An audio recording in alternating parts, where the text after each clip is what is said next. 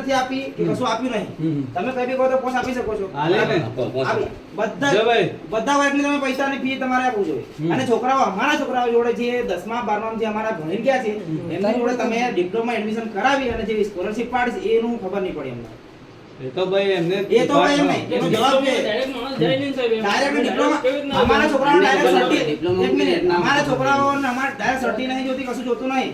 છોકરું ભણશે તો એને આવડશે. હા તો અમે કીધું એમને જવું હોય તો પણ જવું એવું થોડું તમે ડાયરેક્ટ કહો છો અહીં ભણે છે ને તમે જવું છો મતલબ એ શું છે? બે બાજુ થોડું છે, બે બાજુ થોડી મળે સર. આ 10મા 12મા ભણતો હોય તમે સ્કોલરશિપ ડાયરેક્ટ ઉપાડો છો કે અડધા પછી સ્કોલરશિપ માંથી આવડ દેવું એવું તમે કઈ રીતના કરો? અને એક તો તમે સર જે કયા વર્ષ લગો 21 કે 22 માં એની અંદર નર્સિંગમાં તમે એડમિશન કરાવો એમ કરીને લઈ ગયેલા તમને સર્ટિફિકેટ મળશે એમ કરીને ડાયરેક્ટ તમે ત્યાંથી ગાડી લઈને આવેલા. મારી બેનનું છે ને અંગૂઠો મેલાઈ લઈ ગયેલા. પછી વિનુ કમજી ખરો ને એની ઘરવાળી એમને બી તમે ઉપાડી લીધેલા છે પછી નર્સિંગમાં.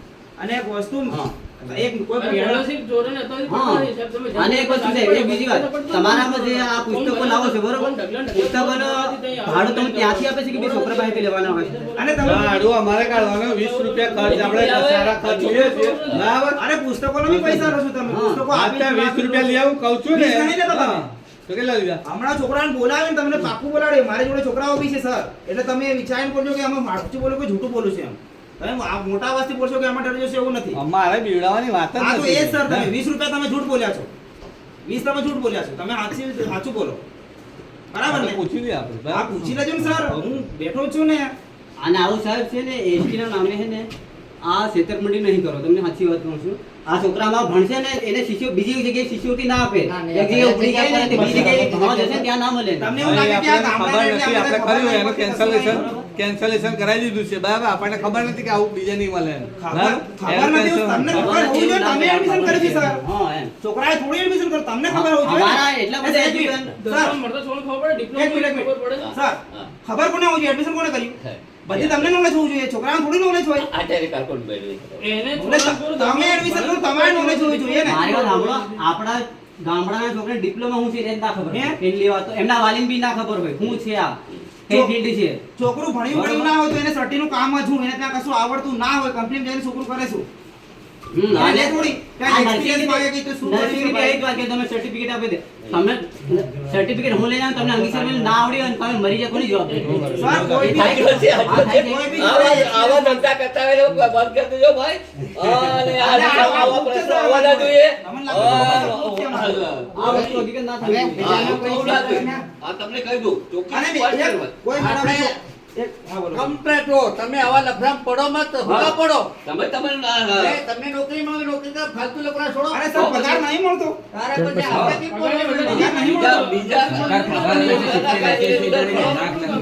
એમ ભલે છોકરાઓનું ભવિષ્ય કામ ખરાબ કરો છો પણ આપણે કોઈ લફડામ તમને જવાબદારી હોપે એટલું કરો. બસ. અમારે બીજું લફડામ પડો હા. એ જવાબદારી તમારી રહે છે નીરવ. હા બસ અમે વાલી પડીએ. નથી. હા અમારે તો તમારે 10:30 થી રાત સુધીના પગાર દરેક સ્ટાફ અમારે કમ્પ્લીટ કરી દેવાનો. ભાઈ ઓકે તમે જાતે આ નોકરી સ્વીકારીશ હા. બળજબરીથી આપી નથી. બરાબર ને સર એટલે તમે તમારા સમય મુજબ અને સરકારી ધારા 3 મુજબ જે તે વર્ગની અંદર શિક્ષકને કામ ભણાવવાનું છે, આચાર્યને ધ્યાન રાખવાનું છે, ઉપરાંત વહીવટી તમામ બાબતોનું ધ્યાન રાખવાનું છે આચાર્ય. આ બધું આ અડસપટ થાય છે એ પણ આચાર્યને જોવાનું હોય છે. અને મેડમ જવાબદારી આચાર્ય ઉપર જ આવે છે. જાતે મેં સ્કૂલનો ટાઈમ કેટલા વાગ્યાનો એનો આપણે શિક્ષક 10:30 થી 4:30 નો છે. મેડમ 11:30 વાગે આવે છે એમાં બેલિયાન 4 વાગે મેડમ જતી રહે. અને મિત્તલ મેડમ હું છે ને. જો ભાઈ સમય બાબત હું કરી દઉં છું ક્લિયર બરાબર. ના સાહેબ દરરોજ તમારે છે ને વચ્ચે મેં કીધેલું તમને મેં કીધેલું મેં નીરવ આ નવો સ્ટાફ છે કઈ ખરાબ કરતા નહીં. 10:30 એટલે 10:30 અને તમે 4:30 એટલે 4:30 જ છોડો. 4 વાગે નહીં ઘણા વખત તમે 4 વાગે છોડો છો એ તો હું સાચું કહું છું. એમાં એવું છે કે છોકરાઓ પાસે વહેલા હું કામ આવે તો સાહેબ અહીં એવું કે ભાઈ અમે તો લેટ આવે તમે વહેલા શું કરો અને આ શાંતિથી એટલે આવો. આપણે આવો હેરાન હેરાન કરશો તમે. કે છોરો શબ્દથી ટાઈમથી આવવાના હતા. અરે સર અમારથી ભૂલચૂક માફ કરજો પણ અમે અત્યાર સુધી અમે મતલબ આયા નથી. અમે બહુ ક્યાંથી આવવાના હતા આવી એમ પણ કોઈકની ઇજ્જત હોય કે સ્કૂલમાં આવું અમે નહીં કરીએ. હું કેવું સર પણ તમે પણ તમને બી સમજવું જોઈએ જોઈએ, કોઈને સમજવું જોઈએ કે હું જાતે સુધરી જાઉં કે આવું નહીં થાય, વિદ્યાર્થીઓનું બી ભવિષ્ય સુધરે એમ. કાલે બી વિઝિટ મારીશું 10:30 થી પછી અમે પછી ગેટ જ બંધ કરી દેવાનો એટલે આ મોબાઈલો આટલા પકડાય એનો મતલબ કે કોઈ દિવસ કોઈ ધ્યાન આપવામાં આવતું નહીં. નથી. બરાબર ને? એ તો ચોખ્ખી સ્પષ્ટ. ખબર જ પડી જાય નહીં. એ તો ત્રણ વખત મેં ફોન પકડ્યા, 3 વખત જો. આવીને ફોન કરીને લઈ મારા ગયા. વખતે વાલીને આયા વગર- વાલીને, અરે, વાલા, સર, તમને કઈ બી પ્રોબ્લેમ હોય તમે આમન બોલાવી લો.